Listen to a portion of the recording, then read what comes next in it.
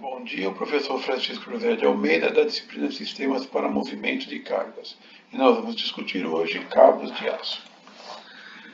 Cabos de aço eles são formados por arames de aço esticados a frio, enrolados em torno de um arame central formando pernas, que por sua vez são enroladas em volta de uma perna central, denominada alma, formando cabo. Então eu tenho um fio de arame central, arames em volta enrolados formando pernas, que por sua vez são enroladas em torno de uma perna central, chamada alma, formando o cabo de aço. Os cabos de aço sempre trabalham tracionados e têm a função de sustentar ou de elevar cargas. Cabos de aço que trabalham como sustentação são submetidos a uma solicitação estática, devendo ser dimensionados como elementos estruturais, como é o caso da nossa ponte pêncil aqui para esse cabo. Esses cabos de aço são estáticos. Esses cabos são estudados na disciplina de exercícios materiais, que não é o nosso caso. Cabos de aço que se movimentam durante o ciclo de trabalho sofrem desgaste por atrito e devem ser dimensionados como elementos de máquina submetidos à fadiga. E esses cabos são estudados nessa disciplina, que nós vamos ver nessa disciplina, nesse capítulo aqui. A palavra-chave para esse tipo de cabo de aço é flexibilidade, porque ele está constantemente sendo flexionado nas polias, no tambor, ele vai e volta, então ele está sendo flexionado, vai e volta, vai e volta. Material para cabo de aço é um aço-liga especial para cabo de aço. Então os possíveis então, são PS, que quer dizer Plow Steel, não é gozação que eu vou falar agora, IPS, que é Improved Plow Steel, EIPS, que é Extra Improved Plow Steel, o EEIPS, que é o Extra Improved Plow Steel, juro por Deus que não é brincadeira isso. E o ISHT. Quanto melhor o cabo, mais caro ele é, logicamente. A tendência contínua é que cabos de aço de melhor material diminuam de preço com o tempo, porque mais pessoas escolhem comprá-los, porque resultam em produtos mais confiáveis, menores, mais leves. Se eles são mais vendidos, cai o preço. Se cai o preço, eles vendem mais, e aí vira um ciclo. Isso significa então que os cabos de aço melhores tendem a ficar com o preço dos mais baratos. Dessa forma a gente acaba usando cabos melhores. Hoje em dia, atualmente, os cabos usualmente utilizados são o IPS e o EIPS. O PS praticamente não se acha mais e o EIPS ainda é muito caro.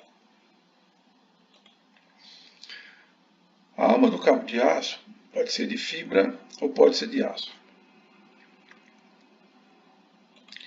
Se ela for de fibra, ela oferece maior flexibilidade do cabo, porque a fibra é mais mole do que o aço. Devido a essa característica, esse é o tipo de cabo usualmente utilizado, alma de fibra. A alma de fibra pode ser natural, de sisal ou rame, ou pode ser artificial. Se ela for natural, temos um problema. Se ela ficar sem lubrificação, que é graxa, ela vai armazenar líquido, que no caso é água, que é o que tem no ar. Ela armazenando água, ela vai permitir a corrosão interna do cabo. Eu não consigo ver porque está interno. Então, de repente, o cabo se rompe e eu vou ver que ele estava todo corroído. E eu só vou descobrir depois que ele se rompeu, porque é internamente. Isso é um perigo muito grande. Por isso que existe fibras, almas de fibras artificiais, de plástico, polipropileno. Esse tipo de fibra não se deteriora em contato com água ou substâncias agressivas e não absorve umidade. Ou seja, ele se garante que não vai haver essa corrosão interna que eu citei agora há pouco. Só ele custa mais caro e ele é utilizado apenas em cabos de uso especial, porque ele é mais caro. Nós vamos falar de lubrificação daqui a pouco. Alma de aço. Aqui é a alma de aço. Ele oferece maior resistência ao cabo, ao amassamento, porque é mais rígido. Maior resistência à tração, porque eu tenho uma perna a mais trabalhando, né?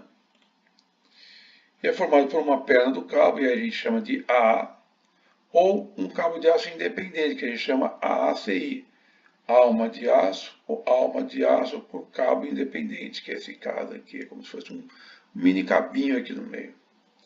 que oferece maior flexibilidade para o cabo de aço.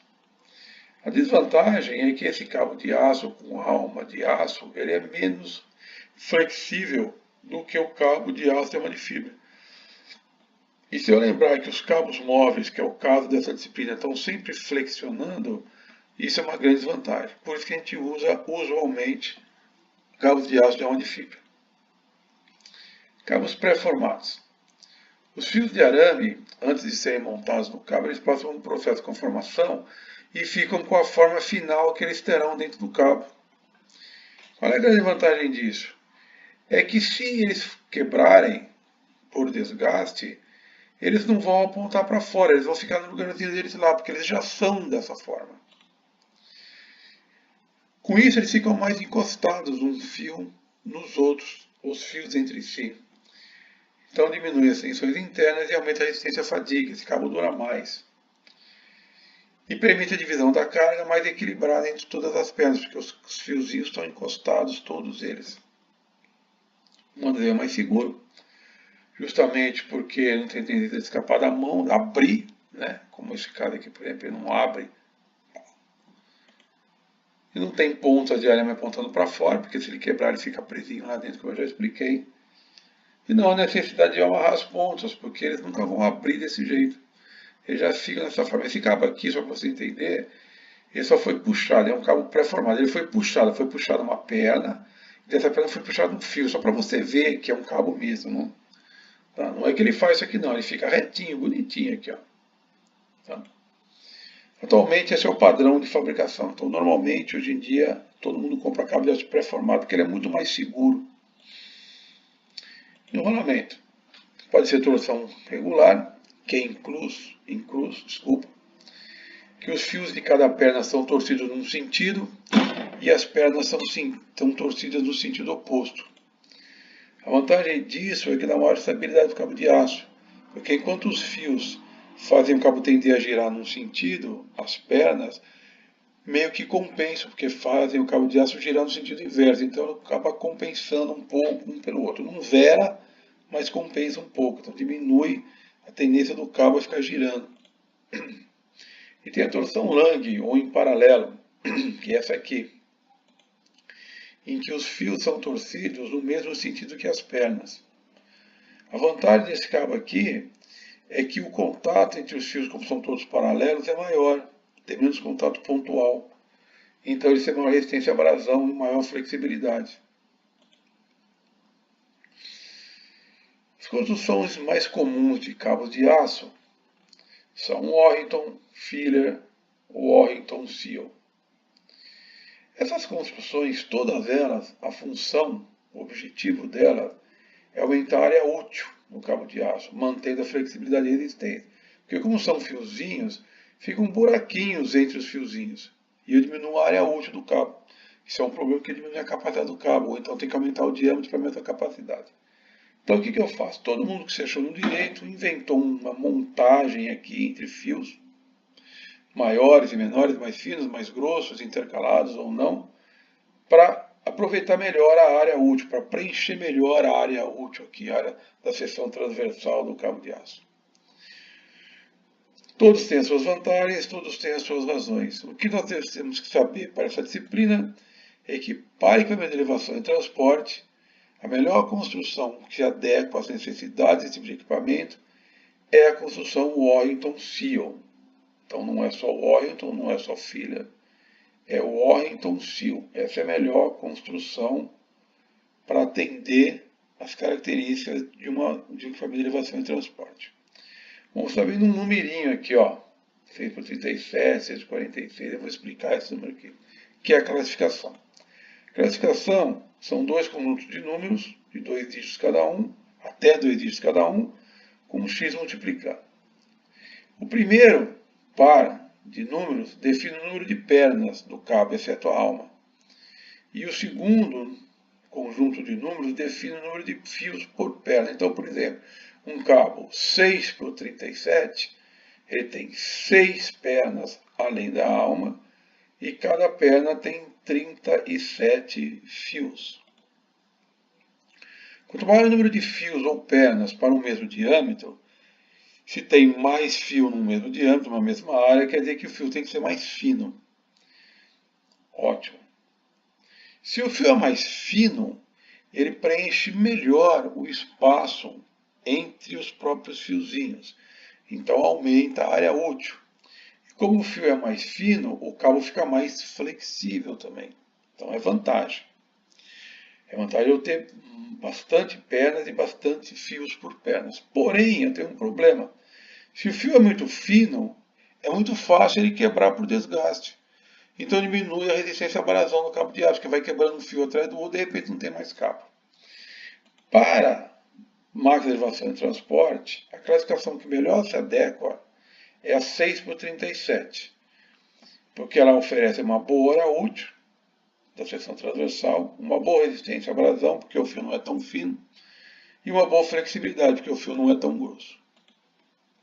Bom, eu falei para vocês que cabo de arma de fibra natural é um problema, porque se faltar lubrificação, ele pode absorver água e aí há uma corrosão interna que eu não consigo identificar. Mas, então, a lubrificação é imprescindível para o cabo de aço. Porém, não é difícil lubrificar um cabo de aço, eu manter um cabo de aço lubrificado. Então, por exemplo, posso fazer para o gotejamento. Faço o cabo de aço passar embaixo de um reservatório de graxa aquecida, a graxa ali o que faz? Pinga em cima do cabo. Quando ela pinga, ela esfria, volta a ser graxa, na viscosidade da graxa, e eu coloco aqui um retentorzinho para tirar o excesso da graxa. Pronto, eu garanto a lubrificação do cabo.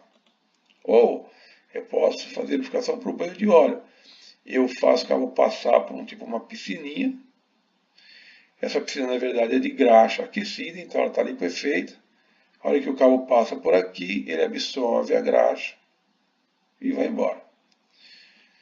Esses daqui são formas muito simples de lubrificar o cabo e garantidas, mas tem uma forma mais simples e mais barata ainda. Reservatório. Eu pego tipo um copinho, encho ele de graxa, faço o cabo passar por um furinho nele. E aí que o cabo passa, o cabo vai e volta aqui, porque a carga está subindo e descendo, ele vai pegando essa graxa, vai encostando na graxa, vai carregando a graxa. Eu coloco um retentorzinho aqui para tirar o excesso e eu garanto a lubrificação do cabo. Então é muito fácil garantir o cabo lubrificado, é fácil e barato. Por isso que eu não preciso me preocupar tanto em usar uma de fibra natural, porque é fácil garantir que o cabo estará lubrificado. Bom, inspeção e substituição do cabo de aço. A inspeção só pode ser visual, não tem outro jeito, não dá para olhar o cabo lá dentro. Se eu cortar o cabo para levar para o laboratório para olhar ele lá dentro, já que eu cortei o cabo mesmo, tem que trocar o cabo, não dá para soldar o cabo uma ponta na outra. Tem gente que até faz, mas não pode fazer, nem pensar, a norma não permite. E ela então é periódica. Então, constantemente eu estou olhando o cabo para ver se é na hora de trocar. Como é que eu faço para descobrir se é na hora de trocar? Quem define é a norma. Então a norma define se o cabo deve ou não ser substituído. Como que ela define isso? Ela manda a gente verificar quantos fios de arame estão rompidos. E tem a tabela aqui da norma, que para cada classificação de cabo, para cada tipo de enrolamento de cabo, ela me diz qual é o número de fios que eu aceito quebrados. Por exemplo, foram cabo 6x37, enrolamento oposto. Num comprimento de 6 vezes do cabo, eu posso ter no máximo 30 fiozinhos quebrados. Um comprimento de 30 vezes do cabo, eu tenho que ter no máximo 30 fiozinhos quebrados, por exemplo. Os arames gastos por abrasão também devem ser considerados como rompidos, conforme a norma. Então eu conto aqui os fiozinhos, 1, 2, 3, 4, 5 fiozinhos rompidos. Se passar desse limite, está na hora de trocar o cabo de aço. Eu também devo verificar danos no cabo de aço. Então, por exemplo, corrosão. Se o cabo é corroído, está corroído, tem que trocar. Porque corrosão quer dizer que eu estou diminuindo a seção do cabo de aço. Ele vai parar de resistir o que foi previsto. Ondulação do cabo, né, porque significa que uma tensão interna muito grande. Ele passou o regime elástico dele, ele plastificou. Amassamento, que é a mesma razão, se amassou quer dizer que ultrapassou o regime elástico do material. Gaiola de passarinho, é quando dá um tranco no cabo, ele acaba soltando uma perna da outra, afastando uma perna da outra. Então parece uma gaiolinha de passarinho. Por isso chama gaiola de passarinho. Também é um problema porque os fiozinhos não são mais encostados e está diminuindo a resistência do cabo de aço. Há uma saltada, que é quando há uma torção muito forte, chega a desvirar o cabo, então a alma aparece aqui fora, não pode. E quando eu tenho dobro ou nó do cabo de aço também, dobrou, passou o regime elástico, não pode mais usar. Toda vez que eu ultrapasso o regime elástico do cabo, eu tenho que trocar o cabo, porque a hora que eu ultrapasso o regime elástico, eu enfraqueço o material. Você aprendeu isso na aula de materiais. Bom, como é que eu faço união e fixação do cabo? Então pode ser por amarração por grampos, tanto na ponta, fazer uma ponta do cabo aqui, eu pego o cabo, giro ele e prendo por grampos, ou prender um cabo no outro, eu passo um cabo, outro cabo, torço um no outro e coloco os grampos aqui para prender. Aqui está um grampinho aqui, ó. Por norma, os grampos subsequentes têm que estar um ao contrário do outro, do jeito que está aqui, ó. Um para baixo, um para cima, um para baixo, um para cima, e assim podia ter uma coisa aqui. Tá? Porque isso, teoricamente, melhora a distribuição de força de atrito entre os cabos, para tornar essa amarração, essa fixação mais segura, mais garantida. E eu também posso fazer essa união do cabo de aço por fios trançados. Então, eu vou passando o fio aqui, vou apertando e vou trançando e vou segurando, prendendo um cabo no outro. Pode ser na ponta ou pode ser também cabos diferentes. Esse tipo de união de cabo de aço não é mais utilizado porque ele é muito demorado fazer isso aqui. E além de ser demorado, exige uma mão de obra muito boa. E mão de obra boa quer dizer cara. Então isso aqui é caro e demorado, fica mais caro ainda. Então, como a norma permite eu fazer amarração por grampos ou clips, hoje é normalmente o que se faz, mas é muito mais barato, muito mais rápido, muito mais barato. As pontas do cabo também eu posso chumbar. É uma liga de chumbo de antimônio ou ainda liga de zinco. Então é isso daqui. Coloco o cabo lá dentro, coloco essa liga de fundição, fundo tudo, acabou. Nunca mais vai desmontar isso aqui, a segurança é altíssima. Essa é a grande vantagem, totalmente seguro. Qual é o problema? É que não desmonta nunca mais. E se eu quiser desmontar isso aqui, fazer manutenção, não dá, a única solução é cortar o cabo. Então eu posso também fazer por cunha, união por cunha. Eu passo o cabo, tipo uma cunha, um copinho, um cônico, dobro ele e trago ele para cá de volta. Como é difícil ele passar nesse buraquinho aqui que é menor, quanto mais eu puxar o cabo, mais ele vai ficar preso aqui. A grande vantagem desse tipo de fixação é que é fácil montar e desmontar. Eu ponho o cabo, giro, puxo, está montado. Eu quero desmontar, empurro o cabo para cá, solto a ponta, tiro o cabo. Qual é a grande desvantagem desse cabo? É como é fácil de desmontar, se eu bater nele, ele solta sozinho. Então eu tenho que garantir que o cabo está constantemente sendo tracionado. Como isso é o normal, usualmente, se não houver nenhum problema, o cabo está sempre tracionado, então eu posso usar essa união por cunha, que não faz mal. O problema é, por exemplo, se eu bater o gancho no chão, bate o gancho no chão, bate o cabo para cima, ele pode soltar lá na cunha, lá em cima. Mas se eu não bater o gancho no chão, isso não vai acontecer. Então, se eu tomar um mínimo de cuidado no uso do equipamento, eu posso usar união por cunha tranquilamente. Mas se eu quiser garantir segurança, que eu não sei como é que eu vou usar esse equipamento, né, se vou estar trombado em todo lado, sei lá o que, então é melhor fazer chumbado mesmo, que aí não tem jeito de desmontar. Bom, como é que eu dimensiono o cabo de aço? Então o cabo de aço seria muito simples. A tensão de tração, força sobre área, tensão menor ou igual que tensão admissível.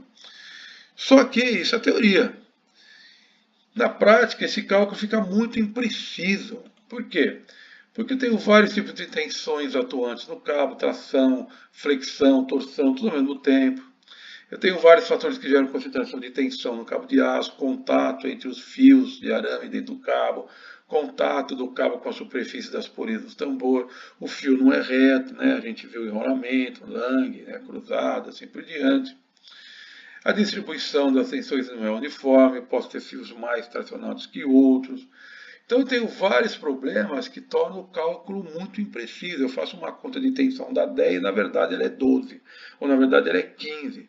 porque eu esqueci, entre aspas, esse monte de fatores que estão piorando o meu problema real. Bom, isso é um problema para mim, porque eu calculo um número que não serve para nada, não adianta nada. Como é que eu resolvo esse problema? Bom, o jeito que a gente resolve esse problema é perguntar para quem sabe. Como ninguém sabe, eu pergunto para a norma. Então a norma define como eu devo dimensionar o cabo de aço e acabou o problema. Espero que seja uma norma boa, né? A gente escolhe uma norma boa, confiável e pronto. Dimensiona o cabo de aço, conforme norma, não tem mais nenhum problema. É garantido que ele vai resistir. Como eu vou dizer, se a norma for uma boa norma, né? Por exemplo, a norma DIN nós estamos usando nessa disciplina. A BNT também é uma boa norma. Então, segundo a DIN 15020, que é a DIN para dimensionar cabo de aço, o tempo mínimo do cabo é um fator K vezes a força do cabo, raiz quadrada da força do cabo. Esse fator K é função da classe ou grupo, seria entre aspas o coeficiente de segurança, entre aspas, eu vou explicar melhor. Classes mais baixas, coeficiente de segurança menor. Classes mais altas, coeficiente de segurança maior. Nós já discutimos isso na aula de classificação dos aparelhos de elevação e transporte. Bom, está aqui a equação. Só de onde que vem essa equação? Que mágica é essa, né? De onde que apareceu isso aqui? Isso aqui não é mágica. Se eu lembrar da teoria básica, né? A tensão máxima é a força no cabo sobre a área, menor ou igual que a tensão admissível. Essa é a equação básica. Efeitos materiais, tração. Tração pura. Só que não tem tração pura, né? Muito bem. Mas vamos lá. A área do cabo é π diâmetro do cabo ao quadrado sobre 4, né? Πd ao quadrado sobre 4. E a tensão admissível é a tensão de ruptura pelo coeficiente de segurança. Se eu colocar o diâmetro do cabo em evidência aqui, ele vem para cá, então o diâmetro do cabo é maior ou igual que 4 vezes a força no cabo, porque 4 está embaixo de baixo, 4 vezes a força no cabo vezes o coeficiente de segurança, porque ele está embaixo e vai lá para cima, dividido por π, dividido pela tensão de ruptura do material. Está aqui a equação. Como é diâmetro ao quadrado, eu tiro raiz quadrada, então o diâmetro do cabo é maior ou igual que 4 vezes o coeficiente de segurança, vezes a força do cabo, dividido por π, dividido pela tensão de ruptura do material, raiz quadrada. Se eu dividir essa raiz quadrada em duas, uma fica raiz quadrada de 4 vezes coeficiente de segurança dividido por π dividido por tensão de ruptura, e a outra raiz quadrada fica vezes raiz da força do cabo. Se eu olhar essas equações, eu vou descobrir cadê o K. Ó, o K é isso daqui. Ó. Então, como eu disse, o K é, como entendimento como conceitual, o coeficiente de segurança. Ks maiores vieram de coeficiente de segurança maiores. Ks menores, coeficiente de segurança menores. Então é isso. Classes baixas, coeficiente de segurança menor, K menor. Classes altas, coeficiente de segurança maior, K maior. Muito bem. Uma vez calculado o diâmetro mínimo do cabo, eu tenho que escolher um comercial. Um cabo comercial. Então eu tenho que ter um catálogo. Então você vai ter que ter um catálogo para fazer o projeto dessa disciplina. Sem catálogo de cabo você não consegue fazer o projeto. Você não sabe escolher um cabo comercial. Então está aqui os vários cabos comerciais, de milímetro em polegada, está aqui o peso deles, que eu na verdade nem vou usar nessa disciplina, e está aqui a carga de ruptura que eles aguentam. Material IPS, material EIPS, que foi eu citei lá atrás, que hoje em dia são os mais usuais. Não é? PS nem tem mais nas tabelas. E EIPS eu tenho que pôr bem uma tabela que já tenha a ciência de ruptura para esse tipo de material. Muito bem. Escolhido o cabo, a norma exige que eu faça uma verificação de segurança. Então a verificação é a força de ruptura que eu peguei no catálogo dividido pela força do cabo que foi calculada. Tem que ser maior ou igual que uma coeficiente de segurança mínimo, que está aqui, ó. Tem uma tabelinha aqui, ó. Em função da aplicação, coeficiente de segurança mínimo que eu tenho que respeitar. Bom, essa tabela aqui é uma tabela geral. E se eu lembrar que a nossa disciplina fala de cabos móveis, então cabos e cordoalhas estáticos não faz parte da nossa disciplina. E se eu lembrar que a disciplina chama sistemas para aumento de carga e não sistema de elevadores para pessoas, eu posso tirar essa última linha aqui também, porque isso aqui é passageiro, pessoa. Sempre que tem gente envolvida, aumenta muito o coeficiente de segurança. Então sobrou essa faixa, 4,5 até 8 a 10. Se eu tirar uma média mais ou menos daqui, eu posso dizer que esse coeficiente de segurança deve estar entre 4,5 e 8,3. Entre 4,5 e 8,3, mais ou menos. Então não preciso mais olhar essa tabela. Aqui é a faixa de valores de coeficiente de segurança aceitável. 4,5 a 8,3. Além disso, eu tenho que me preocupar com a deformação longitudinal do cabo. porque o cabo ele estica, né? Tem carga, ele estica. Você aprendeu isso na aula de física, né? Bom, eu tenho dois tipos de deformação longitudinal do cabo. Deformação estrutural e a deformação permanente. E ela aparece desde a primeira vez que eu coloco a carga no cabo. Principalmente no início do uso desse cabo de aço. O que é isso aqui? Isso aqui é uma deformação motivada pelo ajustamento dos arames, dos fiozinhos de arame nas pernas e das pernas entre si e a alma.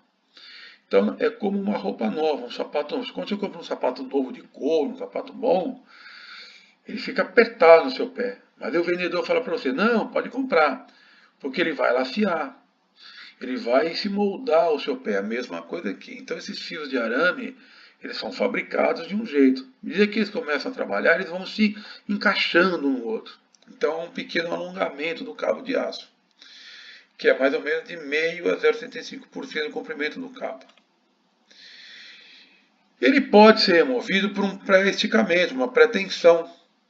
Ou então, basta eu corrigir a posição da carga, por exemplo. Ah, o cabo desceu 1 milímetro, sobre a carga 1 milímetro, acabou. Isso significa que esse tipo de deformação, que é uma deformação permanente, não é variável no tempo, ela não interfere no funcionamento do equipamento de elevação e transporte. Porque eu ajusto, eu ponho o cabo lá, ele dá uma esticadinha, ajusta a posição da carga, acabou o problema. Agora tem a deformação elástica, que é a lei de Hooke, né? Sempre existe deformação elástica. A lei de Hooke sempre vale, a lei de Hooke, né? Essa deformação ela interfere no funcionamento do equipamento de elevação. Por quê? Porque dependendo da carga que o cabo está sustentando, ele estica mais ou menos, a lei de Hooke, né? O deslocamento é função da força. Então, quanto maior a força, mais ele estica. Então, quer dizer que uma hora, se eu pegar uma carga pequena, ela está numa altura. Se eu pegar uma carga maior, ela está em outra altura. Porque o cabo esticou mais ou menos. Isso é um problema para mim, porque eu posso não conseguir posicionar a carga onde eu quero. Então, eu preciso calcular isso aí. Como é que eu calculo isso? Lei de Hooke.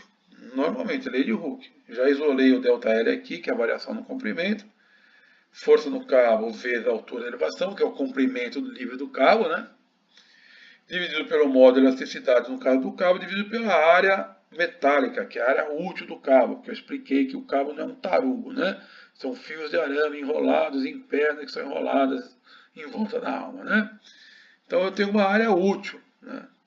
Que não é igual a π de do cabo ao quadrado sobre 4, né? Tem uma perda aqui de área útil. Muito bem. O módulo de elasticidade do cabo de aço é tabelado. Tem, por exemplo, nos catálogos. Então, para cada classificação de cabo de aço, alma de fibra ou alma de aço, ele tem um módulo de elasticidade aqui levantado experimentalmente. O fabricante levantou as informações experimentalmente e colocou no catálogo dele. Só que a norma também exige que seja assim, mas na verdade está no catálogo do fabricante, acabou o problema. Se você olhar aqui, você vai ver que o módulo de elasticidade do cabo de aço é menor do que o módulo de elasticidade de uma barra de aço. A barra de aço, o módulo de elasticidade dela, se você lembrar da aula de materiais de construção mecânica, é 21.000 kgf por milímetro quadrado. E esses números são todos menores. Se esse número é menor, quer dizer que ele é mais flexível, menos rígido, né? A rigidez do cabo de aço é menor que a rigidez de uma barra do mesmo aço. Qual é a explicação para isso? É que os fios são inclinados. Se os fios são inclinados, aumenta a flexibilidade deles. Então eles esticam mais do que uma barra de aço. Então, na verdade, eu sou obrigado a representar matematicamente esse fato físico, que é diminuindo o valor do módulo de elasticidade. Muito bem. E a área metálica do cabo de aço, que é a área útil da seção transversal, como eu já disse, ela é um coeficiente de preenchimento vezes a área teórica. Professor, mas não está aqui na equação, está só F vezes d do cabo ao quadrado. Não está assim. A área teórica é πd do cabo ao quadrado sobre 4. Se eu pegar essa equação e multiplicar por um fator de preenchimento, e depois pegar esse fator e multiplicar por π dividido por 4, que eu já vou mostrar aqui para você, ó, eu tenho esse valor de F. Então, F é o fator de preenchimento vezes π dividido por 4, que é tudo constante, então eu ponho tudo junto aqui. Porque essa disciplina de curso é disciplina para engenheiro. Engenheiro não quer ter muito trabalho, ser tudo constante, porque ele não está no catálogo calculado, que é o que acontece. Então, para cada construção do cabo de aço, eu tenho o fator F lá no catálogo já. Né?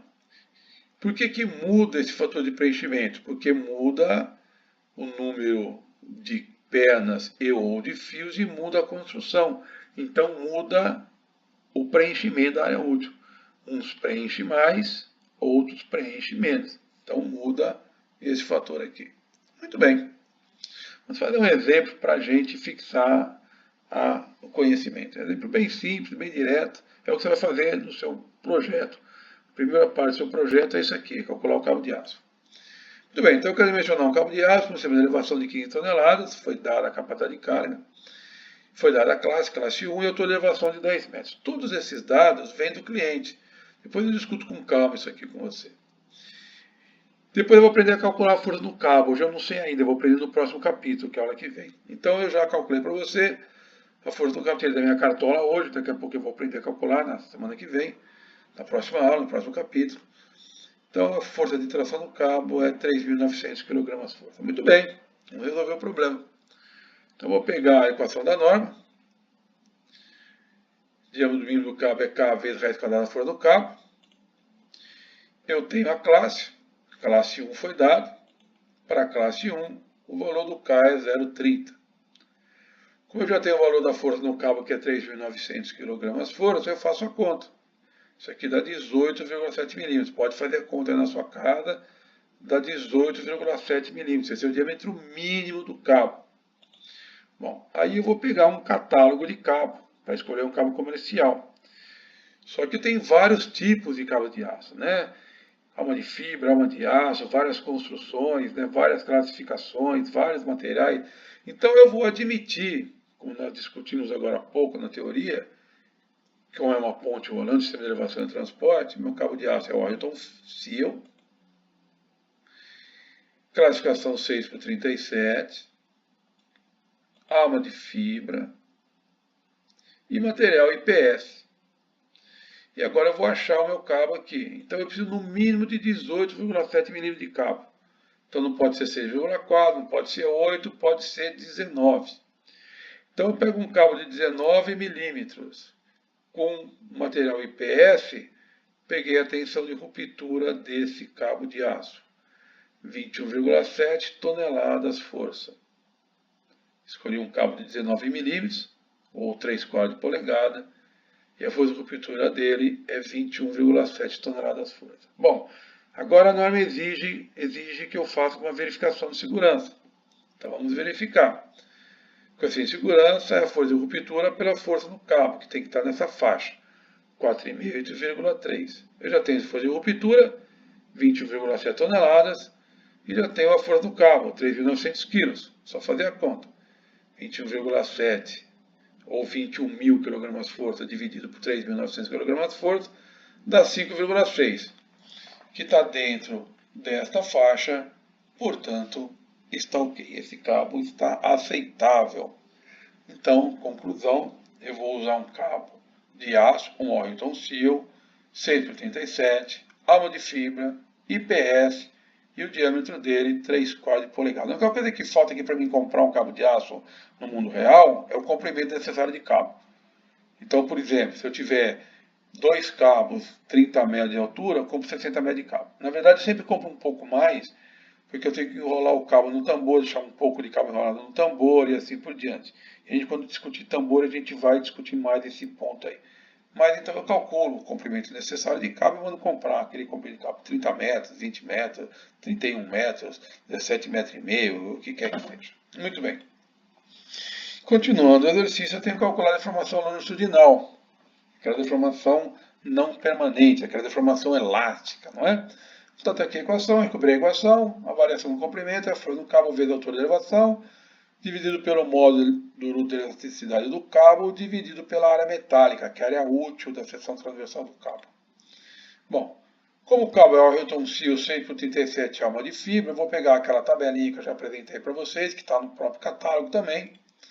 6/37, o modo de elasticidade é de 7,5 a 8,5 kgfm por milímetro quadrado. Como tem uma faixa aqui, eu vou escolher um valor, adotar um valor e eu vou adotar bem no meio, né? Que é mais fácil para mim. Eu não sei o que eu estou fazendo direito, então eu chuto no meio do gol. Então, o modo de do cabo, só admitindo, entre 7,5 e 8,5, 8.000 kgfm por milímetro quadrado. Força do cabo eu já tenho, a altura de elevação eu já tenho agora o modo de elasticidade do cabo. Falta a área metálica, a área útil da seção transversal. Para cabo Wellington Steel 6x37 é uma de fibra, da tabelinha também que eu já apresentei para vocês, que também está no catálogo, eu tiro o fator F. Então, para cabo 6x37 ou 6x36 Wellington Steel, o fator F é 0,405. Bom, agora eu faço a conta. Então, a área metálica é F vezes do cabo ao quadrado, o diâmetro do cabo é 9 mm, então 0,405 vezes 19 ao quadrado, dá 146 milímetros quadrados. Pode fazer a conta na sua casa, dá esse número mesmo. E finalmente, o quanto o cabo alonga é o força do cabo, que é 3.900 kg, vezes a altura de elevação, que é 10 metros, dividido pelo módulo de elevação do cabo, que eu adotei 8.000 kgfm por milímetro quadrado, dividido aqui também pela área metálica, acabei de calcular, 146 milímetros quadrados. Corta quilograma-força com quilograma-força, corta milímetro quadrado com milímetro quadrado, sobra metro. Essa conta aqui, pode ser na sua casa, para confirmar, dá 0,033 metros. Se eu quiser passar para milímetro, para ter um entendimento melhor, dá 33 milímetros de alongamento. Bom, como é que eu sei se esse alongamento é muito ou pouco? Depende da aplicação. Por exemplo, é para levantar uma carga para passar em cima de uma máquina ferramenta para levar essa carga para o outro lado da fábrica. Meu filho, 33 milímetros a mais, a menos de altura, não vai fazer diferença nenhuma. Porque eu não vou levantar a carga para ficar raspando em cima da máquina ferramenta, né? Ou da parede, ou da sala do chefe, que fica ali na fábrica, né? No chão de fábrica. Eu não vou passar raspando, né? Eu passo com uma folga. Se a minha máquina ferramenta tem 2 metros de altura, eu levanto a carga a 2,5 metros de altura, 3 metros de altura, né? Para não ter problema. Então, 33 milímetros a mais, a menos que o cabo estique, não vai fazer diferença nenhuma. Agora, se a minha aplicação for, por exemplo, montagem, eu tenho que montar um eixo num mancal, ou um mancal no eixo, tanto faz, questão de referência. E eu vou levantar o eixo, o mancal, por exemplo, já está preso em algum lugar, e eu vou enfiar esse eixo dentro desse mancal. Meu, 33 milímetros de erro, eu não consigo montar nem com a vagatuça. Então aí eu tenho que me preocupar com esse fato, tenho que fazer uma correção para cada caso, porque se mudar a carga, muda o deslocamento, né? Se mudar a altura de elevação, muda o alongamento do cabo também. Então, para cada caso, eu tenho que corrigir esse deslocamento, esse alongamento do cabo. Então, eu tenho que ter um sistema qualquer nessa aplicação que controle isso aqui. Por exemplo, gira um tambor um pouquinho mais, um tambor um pouquinho menos. Pode ser um sistema automático, pode ser um sistema não automático, não manual. Eu olho lá e falo para o cara, vira um pouquinho aí o tambor aí para a carga posicionar. Se for um posicionamento muito fino, né, não recomendo ser no olhômetro, né, que é difícil você vai acertar, né. Tem empresa que faz isso, né. Vai no olhômetro até conseguir encaixar, que fica 2 dias até encaixar uma pedra na outra, né. Aí aumenta o preço do produto, porque é muita mão de obra que gasta, demora para entregar, está parado. Bom, não é nessa disciplina aqui. Mas muito bem, o exercício em si está resolvido, está tudo calculado. Agradeço a sua atenção, muito obrigado, até a próxima oportunidade.